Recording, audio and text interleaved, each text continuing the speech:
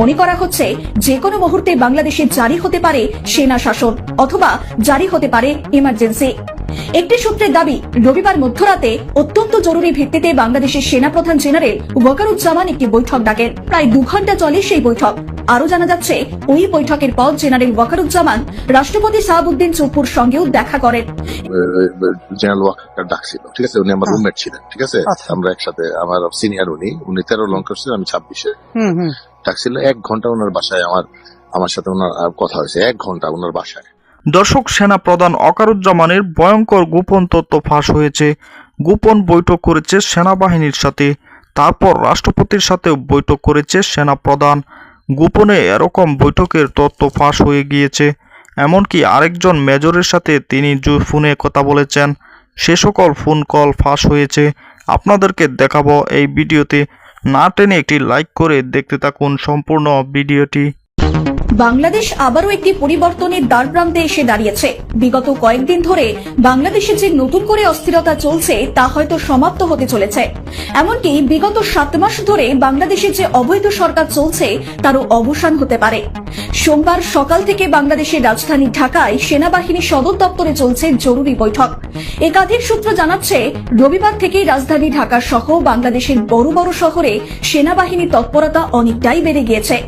বাংলাদেশের সেনাবাহিনীর তরফে জারি করা এক বিজ্ঞপ্তির সামনে এসেছে, যেখানে দেখা যাচ্ছে ইতিমধ্যেই বাংলাদেশের পুলিশ বাহিনী সহ সে দেশের সমস্ত নিরাপত্তা বাহিনীকে সতর্ক থাকতে বলা হয়েছে। সব মিলিয়ে মনে করা হচ্ছে যে কোনো মুহূর্তে বাংলাদেশে জারি হতে পারে সেনা শাসন অথবা জারি হতে পারে ইমার্জেন্সি। একটি সূত্রের দাবি, রবিবার মধ্যরাতে অত্যন্ত জরুরি ভিত্তিতে বাংলাদেশের সেনাপ্রধান জেনারেল ওয়াকারুজ্জামান একটি বৈঠক ডাকেন। ওই বৈঠকে ডাকা হয়েছিল বাংলাদেশের 5 জন লেফটেন্যান্ট জেনারেল, 8 জন মেজর জেনারেল এবং ইন্ডিপেন্ডেন্ট ব্রিগেডগুলির ব্রিগেডিয়ারদের আপৎকালীনভাবে তলব করা হয়। রবিবার মধ্যরাত থেকে প্রায় 2 ঘন্টা চলে সেই বৈঠক। আরো জানা যাচ্ছে, ওই বৈঠকের পর জেনারেল ওয়াকারুজ্জামান রাষ্ট্রপতি শাহাবুদ্দিন চুপ্পুর সঙ্গেও দেখা করেন এবং দুজনে বেশ কিছুক্ষণ বৈঠক করেন। ভোররাত থেকে ঢাকার সাভার ক্যান্টনমেন্টে জোরদার সেনা তৎপরতা দেখা গিয়েছে, অর্থাৎ ভোররাতে ঢাকার রাস্তায় সেনাবাহিনীর রুটমার্চও দেখা গিয়েছে। সূত্রের খবর, সোমবার সকাল 10টা থেকেও ঢাকা ক্যান্টনমেন্টে সেনাবাহিনীর একের পর এক বৈঠক। তাৎপর্যপূর্ণ বিষয় হলো, এই বৈঠকে সকল সেনা কর্তাদের সেনা পোশাকে থাকতে বলা হয়েছে। ফলে বোঝাই যাচ্ছে কোনো বড় প্রস্তুতিতে আছে বাংলাদেশের সেনাবাহিনী। অপরদিকে খবর পাওয়া যাচ্ছে, বাংলাদেশের সাবেক প্রধানমন্ত্রী শেখ হাসিনা এই মুহূর্তে কলকাতায় অবস্থান করছেন। তাকে অতি গোপনে দিল্লি থেকে কলকাতায় আনা হয়েছে। এখানে তিনি সরাসরি বৈঠক করছেন আওয়ামী লীগের নেতাকর্মীদের সঙ্গে, যারা 5ই আগস্টের পর পালিয়ে পশ্চিমবঙ্গ, অসম বা ত্রিপুরায় চলে এসেছিলেন। জানা যাচ্ছে, শেখ হাসিনার বাংলাদেশে ফেরার রূপরেখা তৈরি হয়ে যাওয়ার পর বাংলাদেশ সীমান্তের খুব কাছে অবস্থান করা যথেষ্টই তাৎপর্যপূর্ণ। সোশ্যাল মিডিয়ায় এদিন শেখ হাসিনা একটি তাৎপর্যপূর্ণ বার্তা দিয়েছেন আওয়ামী লীগের কর্মী সমর্থকদের। তিনি বলেন, বাংলাদেশে অশান্তি সৃষ্টি করা এবং আওয়ামী লীগের কর্মী সমর্থকদের আক্রমণ করার নির্দেশ ইউনূস নিজেই দিয়েছেন। তিনি এও বলেন, এবার সুদিন আসবে এবং এই একটা সুদখোর, খুনি, জঙ্গি জোর করে ক্ষমতা এসে সারা দেশের মানুষকে একেবারে মানুষ হত্যা করার মধ্যে দিয়ে তার জন্য আনন্দ। এটাই প্রত্যেকটা জেলায়, উপজেলায়, ইউনিয়ন পর্যায় পর্যন্ত সে এজেন্ট রেখেছে। সেখানে তাদের বাসাহারা দেয়, তাদের মোটরসাইকেল, তাদের আইফোন, এবং কোথায় আওয়ামী লীগের কারা আছে তাদেরকে খুঁজে বের করো আর হত্যা করো। এটা কিন্তু ইউনূস নিজে করে। নিজে তো একটা চোর, দুর্নীতিবাজ। সে তো নিজের সব মামলা তুলে নিয়ে গেছে, আর সে তার সাথে জুটছে আরো কয়েকজন।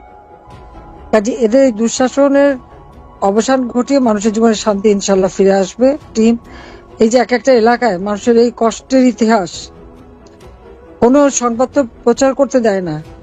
প্রত্যেকটা সংবাদপত্র, টেলিভিশন, মিডিয়া সব জায়গায় ইউনূস তার এজেন্ট লাগিয়ে রেখে দিয়েছে। সেখানে কেউ কোনো নিউজ দিলে ভয় দেয়, তোমাকে মেরে ফেলবো, তোমার টেলিভিশন পড়ায় দেবো, বাড়ি পড়ায় দেবো, এসব পোড়ানোর খেলা। জাতীয় নাগরিক পার্টির অন্যতম সংগঠক হাসনাত আব্দুল্লাহ বাংলাদেশ সেনাবাহিনীর প্রতি যে গুরুতর অভিযোগ তুলেছিলেন সেটাকে খণ্ডন করেছে সেনাবাহিনী। গতরাতে সেনাবাহিনীর পক্ষে বাংলাদেশের একটি সংবাদ মাধ্যমকে দেওয়া বিবৃতিতে দাবি করা হয়েছে, ফেসবুকে ছাত্রনেতা হাসনাত আব্দুল্লাহর বিবৃতিটি হাস্যকর এবং অপরিপক্ক গল্পের সম্ভার। এখানেই শেষ নয়। হাসনাদের সঙ্গে জাতীয় নাগরিক পার্টির আরেক সংগঠক সার্জিস আলম রবিবার ফেসবুকে পোস্ট দিয়ে জানান তিনিও হাসনাদের সঙ্গী হিসাবে সেনাপ্রধানের সঙ্গে দেখা করেছিলেন, কিন্তু হাসনাদের বক্তব্যের সঙ্গে তিনি একমত নন। জেনারেল ওয়াকার কিছুই মেনে নেওয়ার জন্য আদেও তাদের চাপ দেননি। ওয়াকিবহাল মহলের দাবি, সার্জিসের এই মন্তব্যে আসলে সেনাবাহিনীকে শান্তির বার্তা দেওয়ার চেষ্টা করছেন, কিন্তু তাতে চিড়ে ভেজেনি বলেই সূত্রের খবর। সবথেকে বড় বিষয় হলো সোমবার সেনা সদরে যে ধরনের বৈঠক হচ্ছে, এমন বৈঠক গত বছর 23 আগস্ট হয়েছিল। সেদিন বাহিনীর পদস্থ কর্তাদের সঙ্গে বৈঠকের পর জেনারেল ওয়াকারুজ্জামান বিবৃতি দিয়ে বলেছিলেন, যে কোনো পরিস্থিতিতে সেনাবাহিনী দেশবাসীর পাশে থাকবে। 7.5 মাস পর ঠিক সে ধরনের ঢাকার সেনা সদরে ওই বৈঠক হচ্ছে। এখন দেখার সোমবারের বৈঠক নিয়ে সেনাপ্রধান বা সেনা সদর। জি, আসসালামু আলাইকুম। হ্যালো, জি, আসসালামু আলাইকুম ভাইয়া। আচ্ছা, প্রথমত আমি হ্যাঁ, বলো। আপনাকে অ্যানালাইসিস করি। প্রথমত HPM শেখ হাসিনা, উনি আপনি যে কথাটা বললেন যে উনি তার উপরে প্রচন্ড খেপা। এখন বিষয়টা হচ্ছে, আপনি বলুন প্লিজ, আমি বলতেছি। আচ্ছা, আমার কথা হলো, উনি যেটা আমাকে দুইটা রিকোয়েস্ট করছে। একটা হচ্ছে আমার, মানে উনি জানে যে সে নেত্রী খুব খেপা এবং সে কয়েকবার ফোন করছিল কিংবা যোগাযোগ করার চেষ্টা করছিল এবং সে কেটে দিছে, মানে এখন আর যোগাযোগ নাই। না, কেটে দেয় না, উনি নাম্বার চেঞ্জ যাওয়ার পরে একবার ফোন করে নেয়, ওনাকে অনেক বোকাঝোকা করছে। হ্যাঁ হ্যাঁ, আচ্ছা, এখন হলো যে উনি আমাকে বলছে যে আমি তো উনাকে ছাড়া দিল, আসলে উনি ভুল করছে কিন্তু ইন্টেনশনালি করে নাই, ঠিক আছে? জি, ইন্টেনশনালি কিছুই করে না, ভয় ভীতু মানুষ তো। কারণ আমাকে 9 তারিখে জেনারেল ওয়াকার ডাকছিল, ঠিক আছে? উনি আমার রুমমেট ছিলেন, ঠিক আছে? আচ্ছা। আমরা একসাথে, আমার সিনিয়র উনি 13 লং করছিলেন, আমি 26-এ। ডাকছিল 1 ঘন্টা ওনার বাসায়, আমার সাথে ওনার কথা হয়েছে 1 ঘন্টা ওনার বাসায়, 9 তারিখে। 5 তারিখে নেত্রী গেছে, 9 তারিখে রাখছে। আমি জানি না যে নেত্রী জি। হ্যালো, খেপা না, সেনাপ্রধানের উপরে খেপা না। হ্যাঁ, হ্যালো, আমি আপনার কথা মানে বুঝতে পারিনি ক্লিয়ারলি, আবার একটু কুড়ি রিপিটেড প্লিজ। বললাম যে আমাকে 9 তারিখে উনি ডাকছিলেন, জি ঠিক আছে? আর্মি চিফ জি জেনারেল ওয়াকার, যেহেতু আমার সাথে একটা পার্সোনাল সম্পর্ক আছে, আমরা একসাথে চাকরি করছি, একই মেসে একই রুমে থাকছি এক সময়। হ্যাঁ, তো জি। ওই ইয়েতে আমার সাথে যোগাযোগ ছিল, ডাকছে। যেহেতু আমি গেছিলাম 1 ঘন্টা, ওনার সাথে অনেক কথা হয়েছে, ঠিক আছে? অনেক কথা হয়েছে। উনি আমাকে একটা কথা বলছে যে এখন যে অবস্থা চলতেছে, এরপরে একটা সিচুয়েশন আসবে, ডেভেলপ করবে, তারপরে ইলেকশনে আওয়ামী লীগ ক্ষমতা আসবে, কাজে তোমরা ডিসহার্টেন হয়ে না। দর্শক, আপনারা জানেন বর্তমান সময়ে একটি বিষয় খুবই আলোচনায় আসছে যে সেনাবাহিনী গোপনে একটি বৈঠক করেছে। তারপর গোপন বৈঠক শেষে সেনাপ্রধান ওয়াকারুজ্জামান জরুরি অবস্থা জারির একটি প্ল্যান করেছে।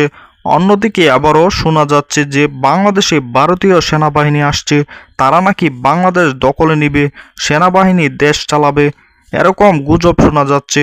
দর্শক, বর্তমান সময়ে এরকম ঘটনার পর কিন্তু এখন পর্যন্ত সেনাপ্রধান ভালোভাবে মুখ খুলেনি।